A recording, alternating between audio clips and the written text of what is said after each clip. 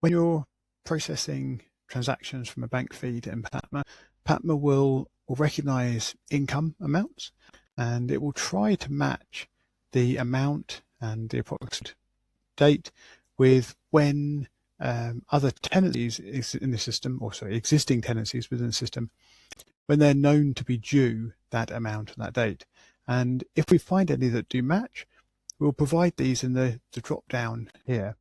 And you can sort of quickly choose from one of those if it's right, and then click the create rent payment. However, if it's an odd amount or it's matching with the wrong tenancy because the date's slightly out when the payment was made or something, you can ignore this drop down and instead just click on the row of the transaction itself, or indeed the little arrow at the end.